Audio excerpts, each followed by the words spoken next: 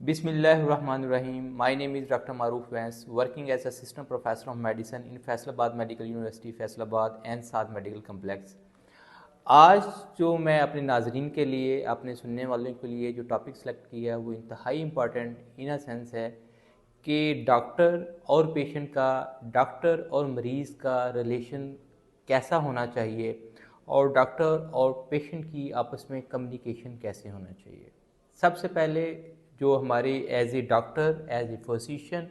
As a मालिक जो हम पे ज़िम्मेदारी आयद होती है अपने पेशेंट्स को लेके, सबसे पहले ये है कि डॉक्टर और पेशेंट की जो है प्राइवेसी या डॉक्टर जो पेशेंट की प्राइवेसी है वो हाईली किसी भी सूरत में जो है ब्रीच नहीं करनी चाहिए। वो एक पेशेंट कोई चाहे कोई भी हो, वो सुपीरियर, सबसे ज़्यादा सुपीरियर है। किसी भी फॉर्म में उसकी प्राइवेसी लीक नहीं होनी चाहिए, उसकी डिग्निटी, उसकी जो बीमारी है, इवन के जो भी है, वो लीक नहीं होना चाहिए।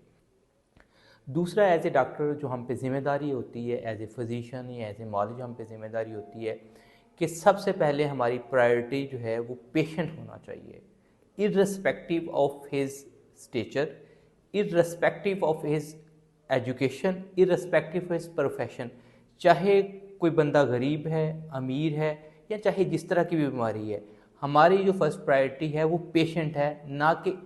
वो इंडिविजुअल है, ना वो शख्स है।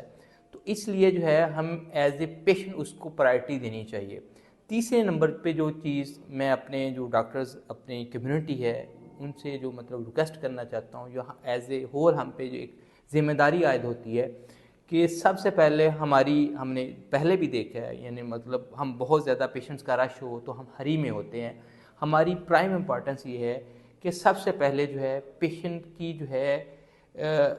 लिसनिंग, उसके जो मरीज़ है या उसका जो मर्ज़ है उसको बड़ी तसल्ली से, बड़े गौर से सुने कि उसकी कंप्लेंट्स क्या हैं, मरीज़ कहना क्या चाहता है। बाज़ औक़ात हम इतने जल्दी में होते हैं कि मरीज़ को जो है अपनी जो अलामात है वो हमें बता रहा होता है, तो हम जो है जल्दी में कलम पकड़ के या पेन पकड़ के अपना नुस्खा लिखना शुरू करते हैं, जिससे मरीज़ की सेटिस्फेक्शन ही नहीं होती। ज़ाहिर सी बात है, कोई मरीज़ आपके पास आया है, आपको फ़ीस दी है, आपके प्राइवेट क्लिनिक पे आया है या आपके पास हॉस्पिटल में है, आपको फ़ीस दी है, वो इतना उसने ट्रैवल किया है, तो एटलीस्ट हमारा ये फ़र्ज़ बनता है कि उसकी जो है पूरी की पूरी अलामात बकौल सुने, उसका जो है जो वो कहना चाहता है वो सुने, फिर उसके मुताबिक हम फैसला करें। मोस्ट ऑफ़ द सिचुएशंस में ये बात होती है कि मरीज़ को की पूरी बात सुन के हम सिर्फ उसकी रीअश्योरेंस करने से उसका आधा जो मर्ज़ है वो ठीक हो जाता है। और इसके अलावा जो पेशेंट पे कुछ ज़िम्मेदारियां आयद होती हैं, वो पेशेंट पे ये ज़िम्मेदारियां होती हैं कि मतलब जो डॉक्टर के साथ आप बात करते हैं या उसकी भी जो है डॉक्टर्स के साथ जो सिक्रेसी है, उसकी सिक्रेसी को मेंटेन करें। उसकी जो है वो भी आपस का जो इंटर रिलेशन है डॉक्टर्स का और पेशेंट का, वो किसी भी सूरत में ब्रीच नहीं करनी चाहिए। जितनी ज़िम्मेदारी डॉक्टर पे आती है उतनी ही ज़िम्मेदारी पेशेंट पे आती है, ठीक है। और जो मरीज़ के लिए एक और ये एडवाइस है कि अगर आपको जो मतलब आमतौर पे ये होता है मरीज़ों के लिए, अगर आपने किसी मालिज ने कोई दवाई लिख के दी है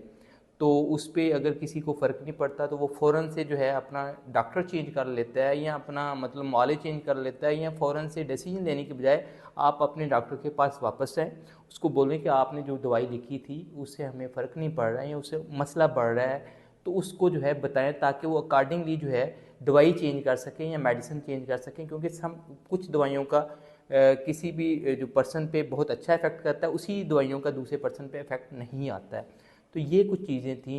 जो पेशेंट्स और डॉक्टर्स को करनी चाहिए, और उनका जो एक रिलेशन है या एक डिग्निटी है उनकी आपस में, वो मेंटेन रहनी चाहिए। Thank you so much.